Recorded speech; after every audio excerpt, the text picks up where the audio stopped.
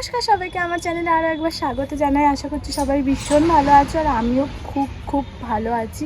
এই কদিন একদমই ভালো ছিলাম না। যারা আমার মিনি ব্লগ দেখো আশা করছি সবাই জানো আমার কত পরিমাণে শরীর খারাপ ছিল। আজকে এসছি হচ্ছে মাসিদের বাড়িতে। হুট করে মাসি আমাকে ফোন করলো যে আয়। এই রিসেন্টলি আমরা যার বিয়েতে গেছিলাম, বিয়ে বলতে ওই পাপড়ি দিদির বিয়েতে, মাসির ভাগ্নির বিয়েতে, তারাই আজকে আসবে। তাই জন্য মাসির বাড়িতে কেউ নেই, মাসি একা আছে আমার। আর আমি জানি এই কদিন একদমই ব্লগ দেওয়া হয়নি, বড় ব্লগ তো দেওয়াই হয়নি, মিনি ব্লগটা আমি যা হোক করে দিতাম। আর এসছি কেন সেটা বলি, মাসির বাড়িতে আজকে মাসির ভাগ্নি আর তার বর আসবে, যাদের নিচে কিছুদিন আগে রিসেন্টলি বিয়ে হয়েছে তারাই আসবে, নতুন বর বউ মানে।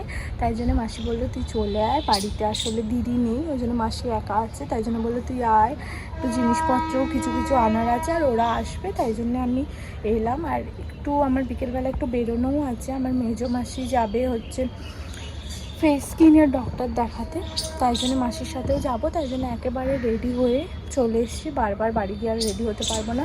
তো ভাবলাম চলো আজকে ব্লগটা করা যাক। তো যদি ব্লগগুলো ভালো লেগে থাকে তোমরা দেখতে থাকো, কন্টিনিউ রাখো, আর মিনি ব্লগগুলো অবশ্যই দেখে নিও। তো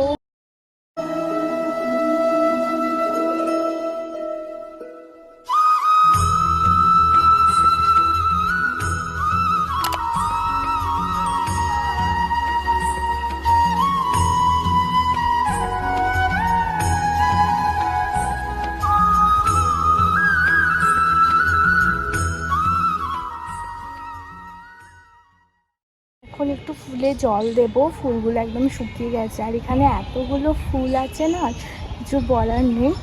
আর এই দেখো পেছনে একটা সুন্দর ভিউ পাওয়া যায়, এই একটা পুকুর আছে। তো এখন আমাকে মাসি বলেছে ফুলগুলোতে জল দিতে।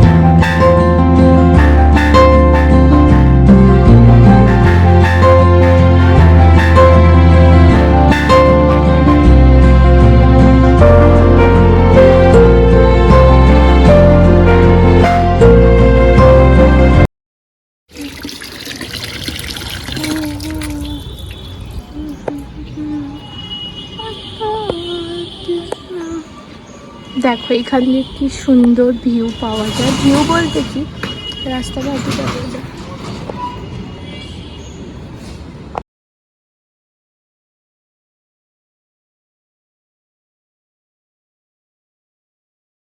তো এখানে আমি ফ্রিজে থামস আপ, কোল্ড ড্রিঙ্কস, মিষ্টিগুলো সব বের করে রাখছিলাম আর কোল্ড ড্রিঙ্কসটা ফ্রিজে রেখে দিয়েছিলাম। মাসি বললো ওদের আস্তে আস্তে এটা ঠান্ডা হয়ে যাবে।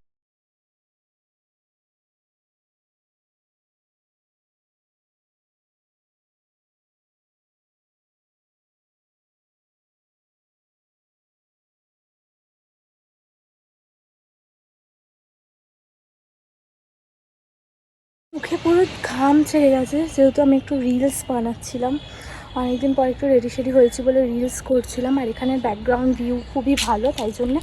তো এখন মনে হচ্ছে ওরা নিচে চলে এসছে, তো চলো নিচে যাওয়া যাক। আর এখন 5:30 বাজতে যায়, আমার মেজো মাসিও আসছে, ডাক্তারখানা দেখাতে যাবে, যাই হোক খুব তাড়াহুড়ো করতে হবে। তো চলো।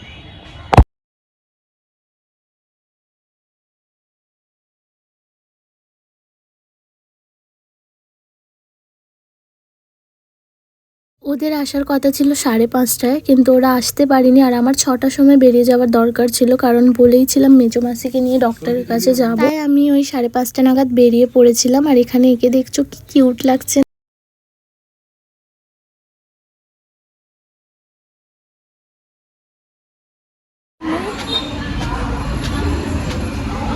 তো আমি বেরিয়ে পড়েছি, কারণ ওদের আসতে 7:30 বাজবে, তো অতক্ষণ থাকাটা তো পসিবলই নয়। বসে না, আমি সেই সোজাতে খুঁজছিলাম। আমি ভাবছি নেমেছিস তো, না নামিস।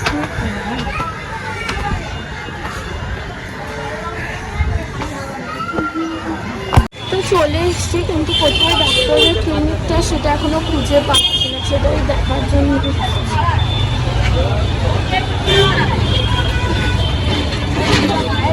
এত খুঁজে খুঁজে এখন পাওয়া গেছে ফাইনালি।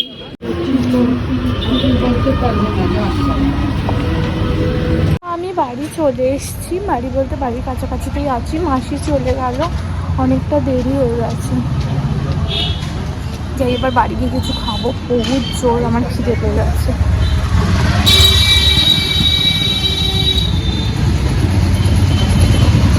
তো এখন বাজে হচ্ছে 7:30, আর এখন আমি বাড়ি যাচ্ছি, অনেকটাই লেট, 7:30। বাড়ি চলে এসেছি, আর এখন হুট করে মামি ফোন করেছে বলতে মামি আর বোন বাড়িতে নেই, ওরা গেছে হচ্ছে মামার বাড়ি। আর প্রত্যেক শনিবারে ওরা কালীবাড়িতে পুজো দেয়, তাই জন্য পুজোটা তো এবারে দেওয়া হলো না, তাই জন্য আমাকে ফোন করে বললো যে গিয়ে তুই পুজোটা দিয়ে দে। তো এখন কিচ্ছু খেতে পারিনি, এত জোর খিদে পেয়েছে। আগে যাই পুজো দিই, তারপরে কিছু খাবো। তো চলো আজকে মায়ের দর্শনটা করেই নিই। মা এমনিতেই অনেকদিন ধরে মনটা টানছিল যে যাবো শনিবার করে পুজো দিতে, কিন্তু হলো না।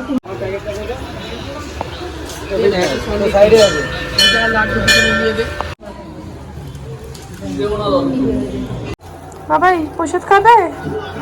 প্রসাদ নিয়ে এসছি তোমার জন্য, দেখো। আমার তুই কামড়াস, তোকে দেবো না, পালা। ঘরে চ। তো এখন যাচ্ছি হচ্ছে এই লেবু লঙ্কাটা মামার দোকানে দিতে, পুজো দেওয়া কমপ্লিট হয়ে গেছে, তো ভাবলাম প্রসাদটা লেবু লঙ্কাটা দিয়ে আসি। তাই তো আজকের ব্লগটা এখানেই। যদি ব্লগটা ভালো লেগে থাকে লাইক কমেন্ট শেয়ার করে দিও। তো চলো টাটা, দেখা হবে অন্য কোনো দিন অন্য কোনো ব্লগ নিয়ে। টিভি চলছে তাই জন্য সাউন্ডটা একটু খারাপ লাগতে পারে। তো টাটা।